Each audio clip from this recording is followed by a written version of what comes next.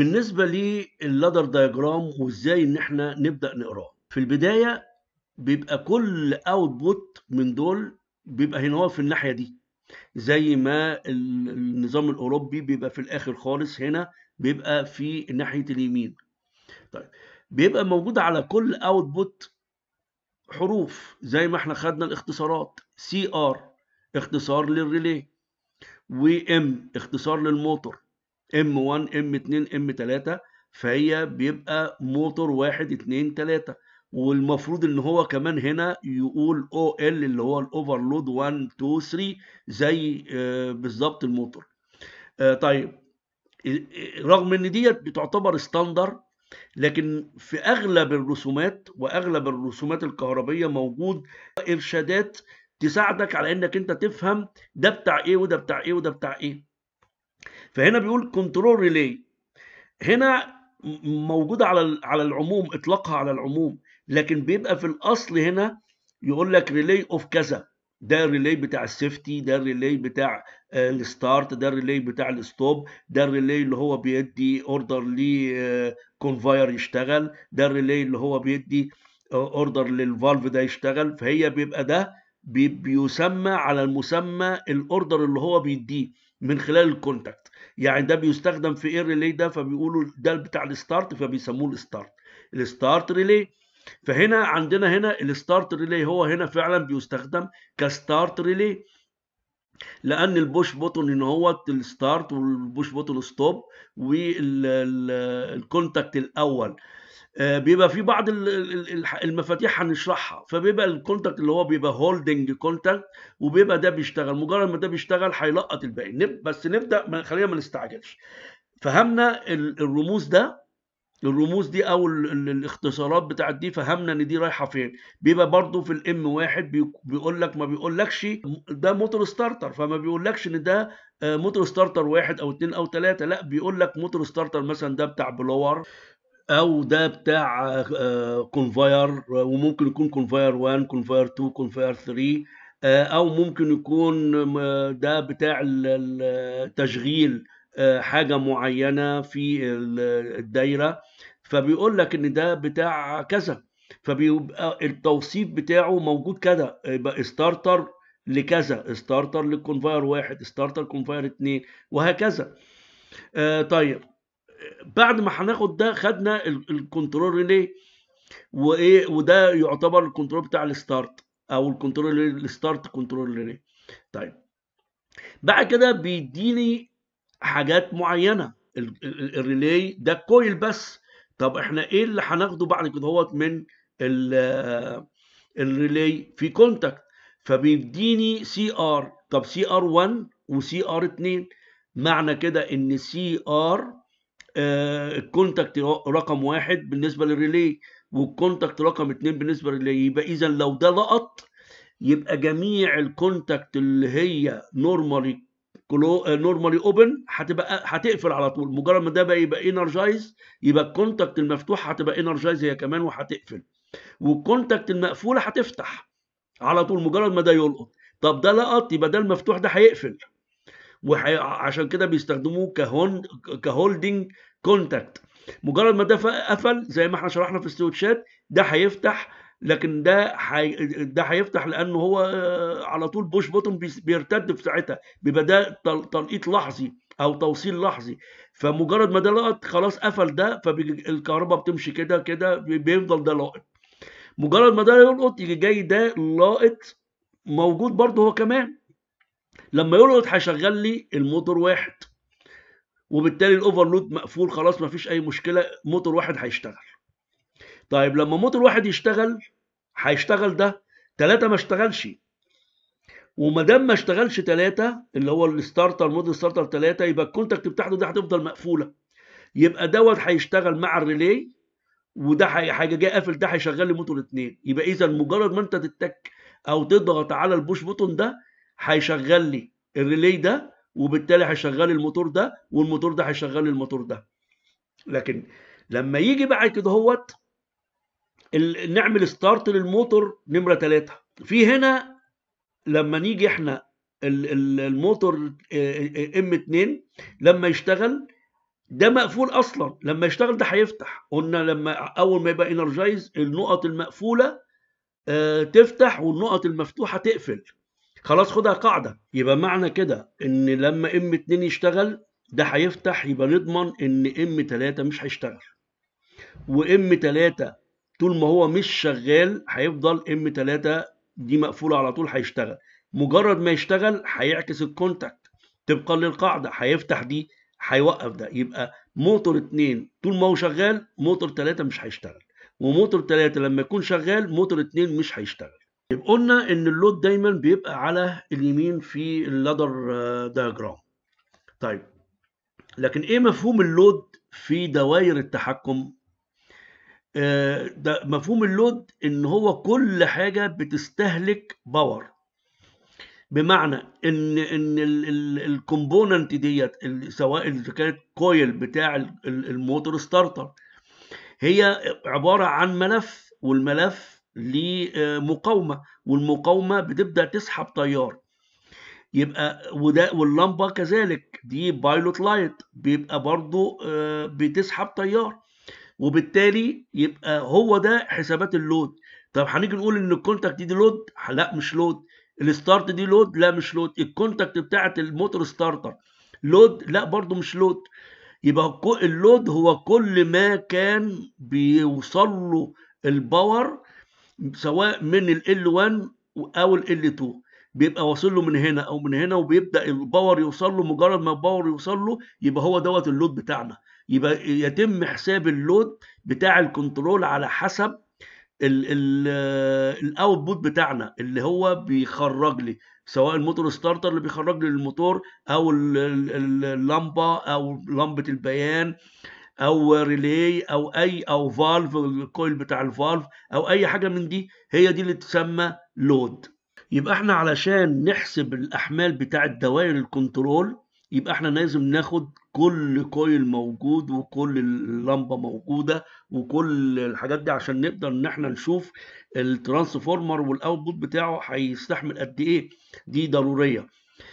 طيب هل احنا من الممكن ان احنا نحط اللود سيريز على التوالي؟ لا مش ممكن ابدا. ليه؟ لو احنا قدرنا ان احنا خدنا احنا عايزين اللمبه دي تشتغل مع الموتور ستارتر، يبقى اذا الموتور ستارتر لو اشتغل بيكون موجود مع بايلوت لايت بينور، وبالتالي ببقى طول ما انا شايف اللايت منور شايف ان الموتور او عارف ان الموتور شغال. طيب لو احنا جينا خدنا اللمبه ديت وحطيناها هنا اهو، وجت في مره اللمبه اتحرقت، والكويل بتاع اللمبه او الواير بتاع اللمبه الداخلي اللي هو بيضيء اتحرق، بالتالي فتح الدايره. يبقى انا اوقف موتور عشان لمبه اتحرقت، لمبه اشاره اتحرقت او كده اتحرق؟ لا مش منطقي. فبالتالي قاعده ان جميع اللود لازم يكون على التوازي وليس التوالي، كلها لازم يكون in parallel. طيب قاعدة تانية بالنسبة لتوصيل الكونتاكت نعرفها. كل ما كونتاكت مجموع كونتاكت عايزين نعمل ستارت لاوتبوت واحد كله يتحط توازي. يبقى احنا لو عندنا ستارت 1 2 3 4 كل ده عايزين نعمله ستارت للموتور ده او للموتور ستارتر دي، يبقى لازم نحطه على التوازي ما دام هيؤدي الى او عايزينه يشغل اوتبوت واحد، يبقى احنا نحطه على التوازي وليس التوالي. طيب لكن الستوب عكس كده. يبقى اي حاجه نقطه عايزين تعمل لها ستوب لاوتبوت معين، يبقى لازم جميع النقط ديت اللي هي عايزه تعمل لنفس الاوتبوت، وانا اكرر لنفس الاوتبوت، يبقى لازم تتحط على التوالي ان سيريز، بينما الستارت ان باراليل. زي ما قلنا قبل كده ان بيبقى الاوتبوت على اليمين، وبيبقى كل درجه من دول بتتسمى برقم. يبقى هنا رانج 1 رانج 2 رانج 3. طيب بيبقى كل رقم من الارقام اللي ممكن يكون عندنا ريليهات متعدده، فبنسمي هنا 1 سي ار. طيب لو عندنا ريلي تاني بنسميه 2 سي ار، يبقى ده الريلي التاني. عندنا تالت بنسميه 3 سي ار. طيب طب يبقى 1 سي ار 1، يبقى 1 سي ار 1 دي الكونتاكت الاولى بتاع ال1 سي ار، 1 سي ار 2 الكونتاكت الثانيه بتاع السي ار، يبقى ال1 بتاع ال1 سي ار. يبقى في الحاله ديت احنا الرقم الاول ده يدل على رقم الريلي نفسه، لكن الرقم اللي يجي بعد السي ار او بعد الرمز بيدل على رقم الكونتاكت الموجوده في ال1 سي ار. طيب كل رنج من دول من اول ما تبدا النقطه بتاعته لحد من L1 لحد ما بينتهي في L2 بيسموه باث رنج او باث فور رنج، يعني معنى كده ده الممر بتاع الرنج واحد. طيب رنج 2 ده الممر بتاع رنج 2، ممر واحد بيمر على كونتاكت مقفوله للريفيرس وستارت سايكل وكونتاكت لا دي تبع 2، ودي كونتاكت هنا والليميت سويتش لحد ما يوصل للكويل بتاع الريلي، والكويل بتاع الريلي بياخد الطرف الثاني من ال 2.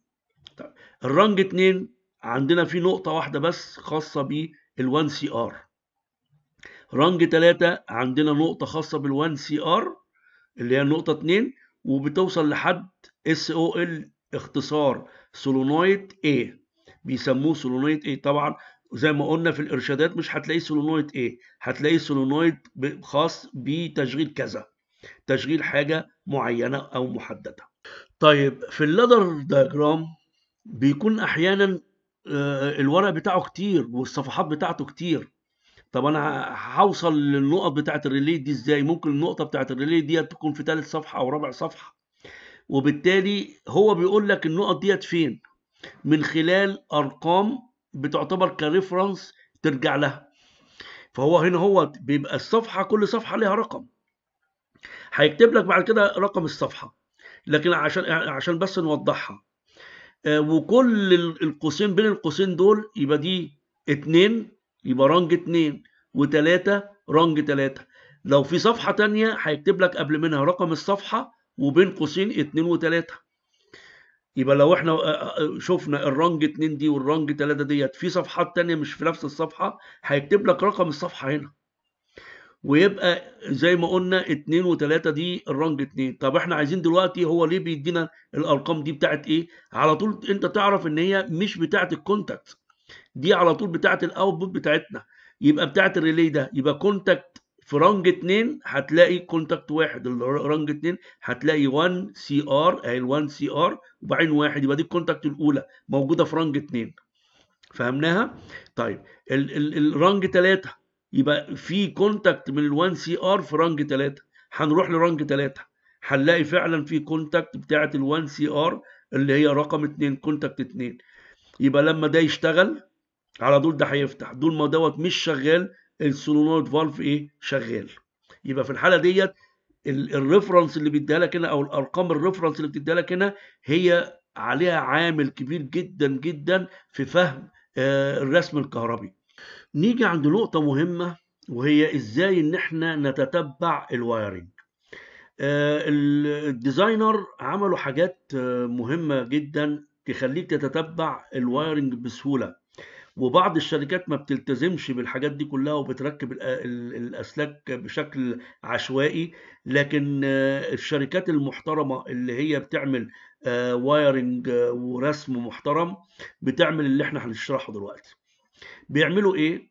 بيبدأوا يرقموا كل واير، وبالتالي بيبقى عندنا L1 L2 بياخدوا أرقام ثابتة، فال1 هنا بتاخد رقم للواير زي ما احنا شايفين هنا اهو، رقم للواير ثابت بياخد رقم واحد، ممكن ياخد اي ارقام، وممكن يكون ليه فروع تانية تاخد ارقام تانية، لكن احنا خلينا نشرح للي قدامنا.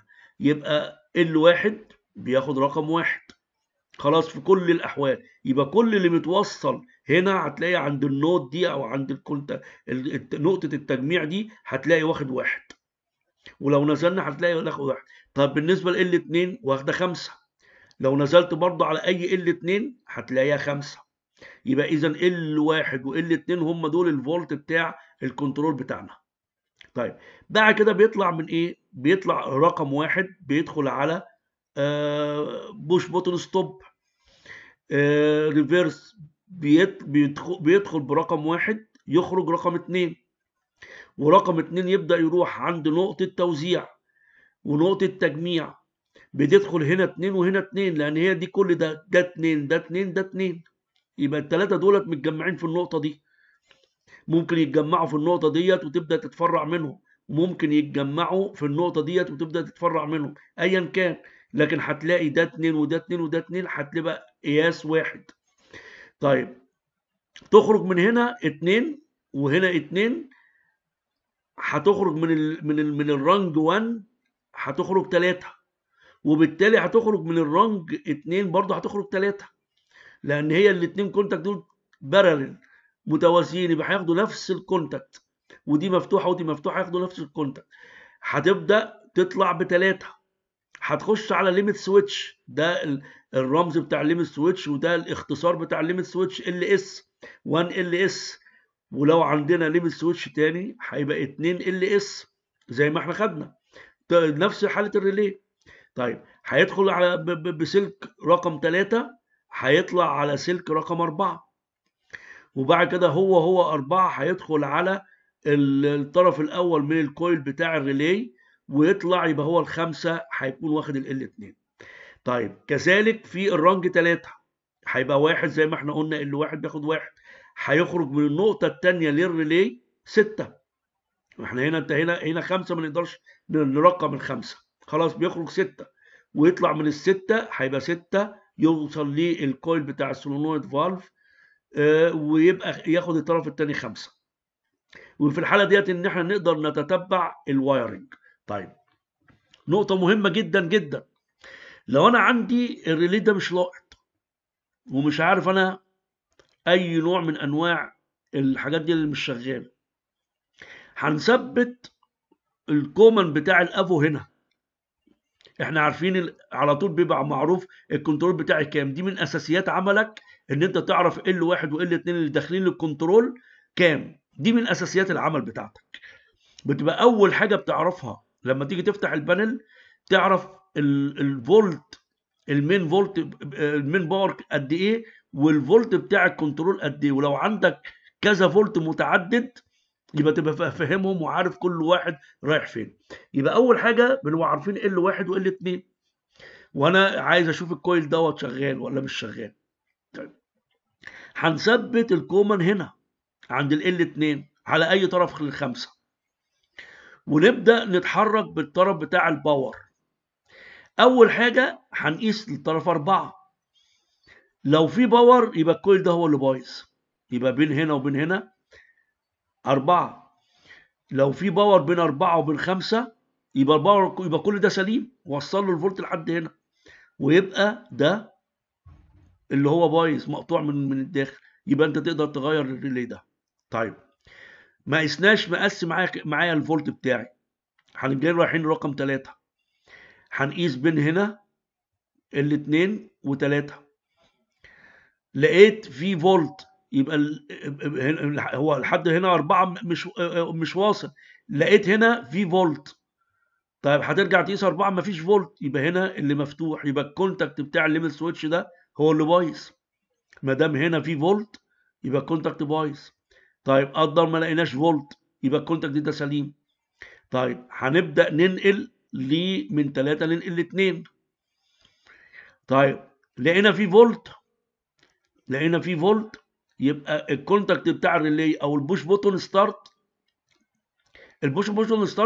طبيعي هنقيسه اوم، يبقى الكونتاكت بتاع الريلي ده هو اللي بايظ فاتح. لو لقينا في فولت، يبقى هنا في فولت، بيطلع هنا مفيش فولت، يبقى هي ديت النقطه دي اللي مش موصله، او الستارت لما تيجي تضغط عليه بيعمل لوس كونكشن ما بيشغلكش، يبقى واحده من الاثنين. طيب لا ما لقيناش في فولت، هنجايين رايحين ناقلين من الواحد، من الاثنين ننقلها للواحد، لقينا هنا في فولت، يبقى النقطه ديت مفتوحه بايظه مش مظبوطه. طب ما لقيناش في فولت، يبقى اساسا الكنترول بتاعك مش واصل لك فولت، واحنا في البدايه احنا المفروض ان احنا نقيس ونشوف اول خطوه ان هنا في فولت ولا ما فيش فولت. لو ما لقيناش فولت من اول خطوه عملناها هتشوف الفيوزات وهتشوف الحاجات دي كلها. لقيت في فولت يبقى انت هتبدا تعمل من الخطوه دي زي ما قلنا وتبدا تمشي خطوه خطوه. كذلك في الرانج 3 لو السولنويد فالف مش شغال. أعزائي المشاهدين، نرحب بكم في أي وقت للتواصل والاستفسارات والمناقشات عن طريق الإيميل اللي موجود أمامكم على الشاشة industrialworktime@gmail.com. في أي وقت مستعد للتواصل معاكم ومستعد لأي مناقشات وأي استفسارات. أتمنى تكونوا استفدتم واستمتعتم. لو عجبك الفيديو اشترك في القناة وفعل الجرس علشان يوصلك كل جديد. نلتقي الفيديو القادم إن شاء الله. سبحانك اللهم وبحمدك، أشهد أن لا إله إلا أنت، أستغفرك وأتوب إليك.